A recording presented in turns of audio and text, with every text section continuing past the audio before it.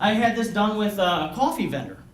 A coffee vendor's like, Josh, how do I compete against these big coffee places who, they're getting their coffee at bulk, and I can never get to the guy because you have to submit it to a committee, and then the committee reviews it, and then the committee sends it to a subcommittee, and there's like this whole process of procurement, and that's never gonna work. I've been trying to be persistent on that for 2 years, and I can't get to the guy I want. I said, this is a piece of cake. Have a tasting contest and invite the guy you want. Because all of a sudden, the guy's going to say, hey, wait a second, there's 4 other panelists, and they're tasting local foods in the city, and they're having your coffee. You now put your coffee in his hand. The thing you've been trying to do for 3 years or 2 years in the process, and you can't get it. So just kind of think creatively on things like that.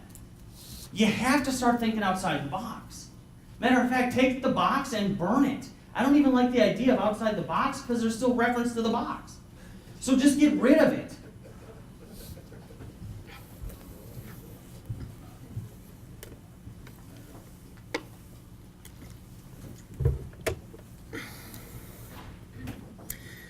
Talk a little bit about small town. Small town versus big town. And this is important to this conversation. There's a phenomenon that's changing. For a while, we thought it was really good. We thought, the invention of the internet levels the playing field, right? It did for a few months. But now that's kind of changed. You have the big players, you have Amazon. I sell stuff on Amazon, I sell books on Amazon. It's terrible. Like really, because they take such a huge discount in order to have access to their playing field. If you bought a book of mine on Amazon, I'd make $1.10. Seriously. So the internet as a selling platform has kind of shifted and changed. But here's how it relates to small towns. Small towns used to be where you could go. I remember when I was young, you go to small towns because things were cheaper. You just did. You'd buy your clothes at the small town clothing store because they were cheaper than the big city, right? Well, because of the way the economy has shifted, the guy who owns that clothing store is living in Chicago where he has to pay his mortgage. And now he has to pay his mortgage based on what he's selling in Tomah, so the prices in Tomah have to reflect the Chicago payment, which means that the prices are going up in a smaller community that can't afford it, which means we're seeing more and more small businesses go out of business because they can't keep up with the bigger cities. And before, they used to beat the bigger city because they could have prices that were more competitive. But those days have changed. So if you have a small business in a small town, you really have to think about, A, how to reformat your position in an industry, which is really key to most businesses. Most businesses I can fix with just a simple reposition. So you have to think, okay, how can I fix my business with a reposition in the industry? Or how do I expand my business, maybe change it, grow it, or get out of it? I did a class with, I think it was your class, where I'm honest with the class. I'll tell you, by the end of this class, 7 out of 10 of you will do something else. You really will.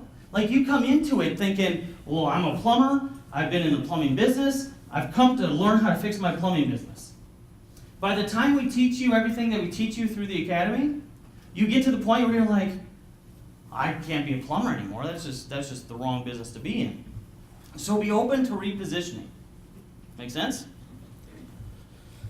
Oh man, this is fun, even though your faces are looking at me terribly. I'm serious, y'all are freaking me, man. Advertising, marketing, SEO. Let's talk a little bit about leadership. How many people have employees?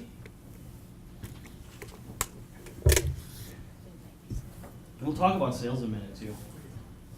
Okay, so leadership is vitally important, and unfortunately in America it's really crappy.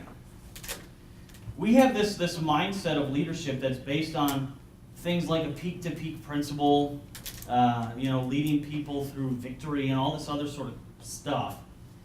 If you have most of the leadership books that you find at a Barnes & Noble, burn them. Any SHRM people here, the Society for Human Resources? Okay. You might hate me in a minute. I've been to a lot of those meetings, and I've helped a lot of HR directors. Matter of fact, I was one for a while, eons ago. And we have this mindset of let's just continue a lie. This lie of, hey, you know what? Your employee wants to be here. you know what? You want to pay your employee. That's a lie. Is your employee happier on Friday afternoon or Monday morning? If they would work for $2 less, would you still keep them? So it's a lie. You don't want to pay them what they want. They don't want to work for you. But we have this entire leadership industry that's based on, create teams, share a vision, communicate, through diagrams and all this sort of crap that really doesn't do anything. So the other thing that we love to hit on is this idea of productivity in a workplace. Let's just be honest. Let's just be honest. The fact is, if you quit paying them, they would stop showing up. They don't love what they do. You do what you love, even if you have to pay to do it. I love to ski, so I pay a crazy amount of money for lift tickets, right? Because I love it. That's love. Spending 30, 40, 50 hours away from your family, that's not love. Remind me to get back to that in a second, because I want to do the marriage thing. But anyway, when it comes to leadership, this whole leadership model is faulty. I mean, you have a lot of these authors who I now know personally from doing the show, a lot of them make it up. Just to be honest, I've talked to a lot of these people. They make it up because it's good marketing, not good leadership. And human resources is a massive expense. Turnover is massive, employers, right? It's a massive expense. So why not get this right from the get-go? So here's how my simple approach to leadership with employees is really simple. We'll take Bob and Sam, right? Bob owns Acme Anvils. And Sam is his employee. And he's noticing productivity is going down. He's tried the ropes course. Didn't work. He tried to fall back and catch me. Didn't work. He tried to share the vision. Didn't work. You laugh because it's true. So, Bob, the employer, comes to one of my events. We teach Bob, this is how you handle leadership. He sends Sam an email. The email says, Sam, today at noon, we're going to lunch. What is Sam thinking? See, this is my proof. I'm serious. This is the proof of what I'm talking about. I've asked this to hundreds of thousands of people, and I always get, he thinks he's fired. This is why we know leadership doesn't work. Because as soon as you get an email from the boss, you think, oh crap. You're already calling your spouse. Sweetie, I'm going to be home early.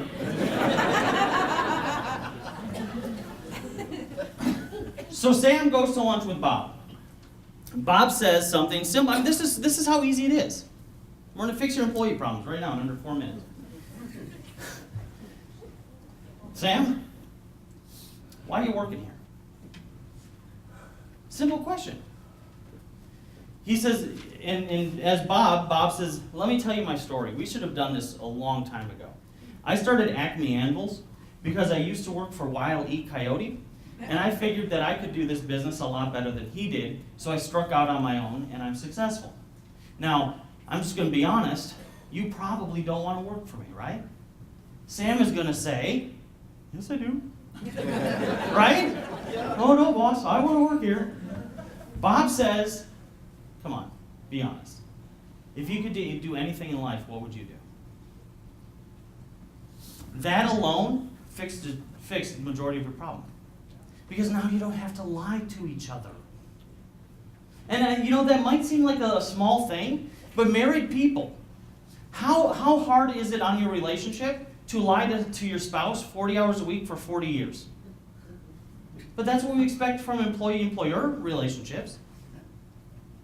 So Sam says, well, to be honest, me and my wife Sally Sundress over here, we wanted to start a travel agency.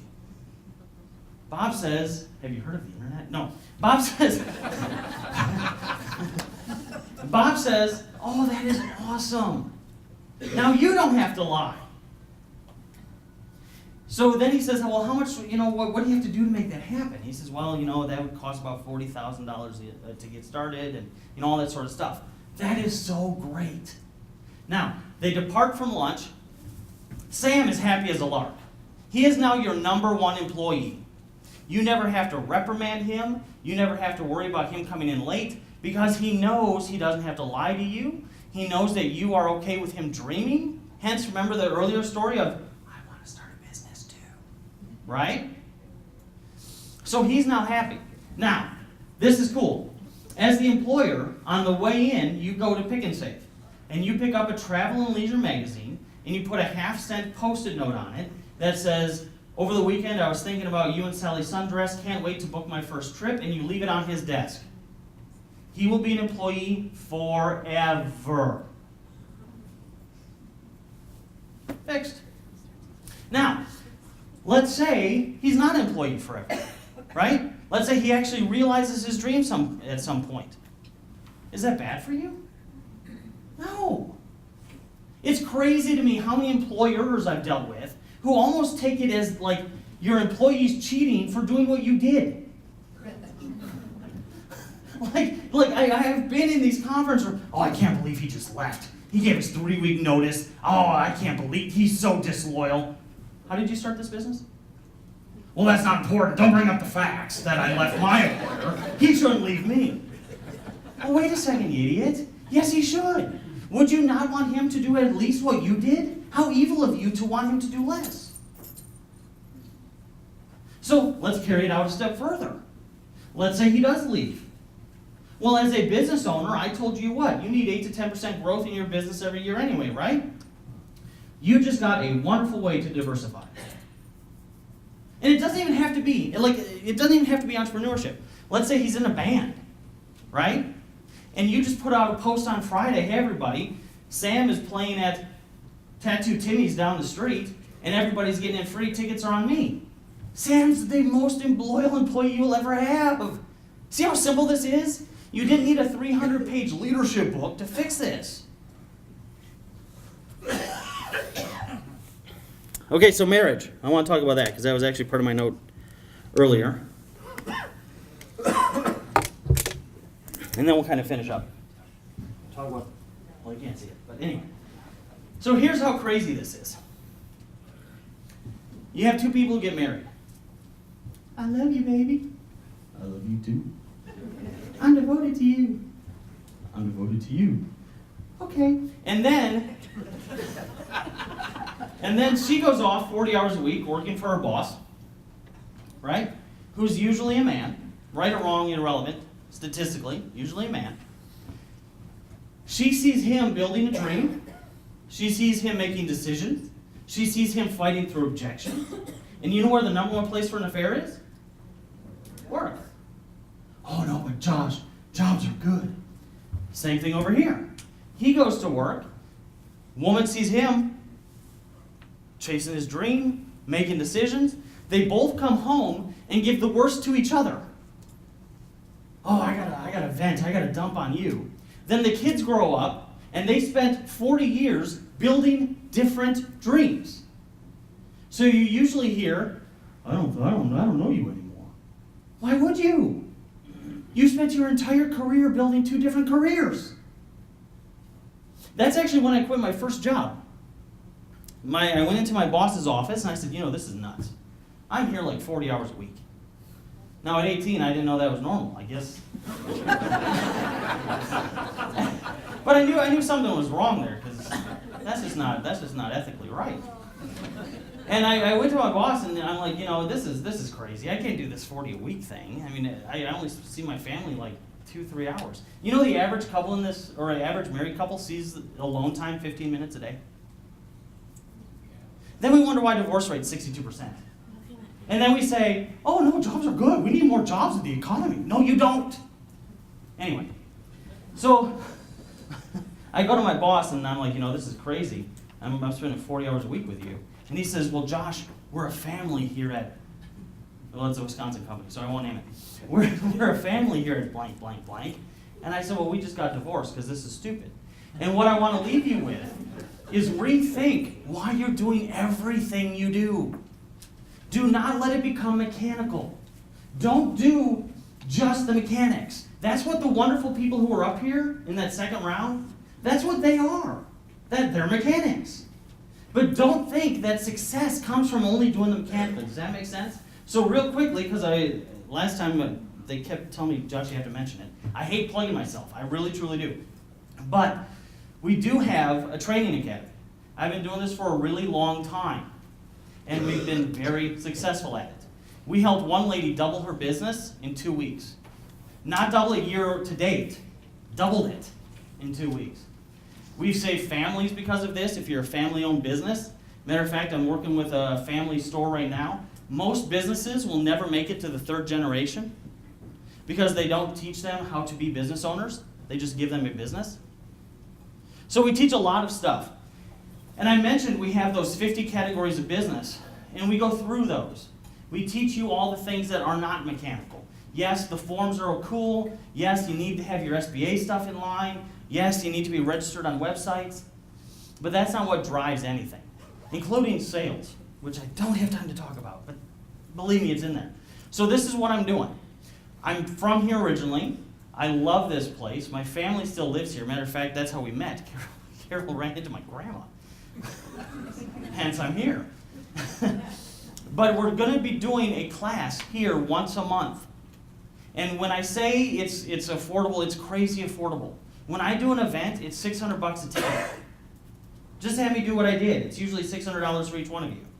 We're doing an event here. I don't even know what it's for. See, Carol, she knows what they're pricing it at. But we're pricing it basically so I have an excuse to come back here. Don't miss that opportunity. I'm serious.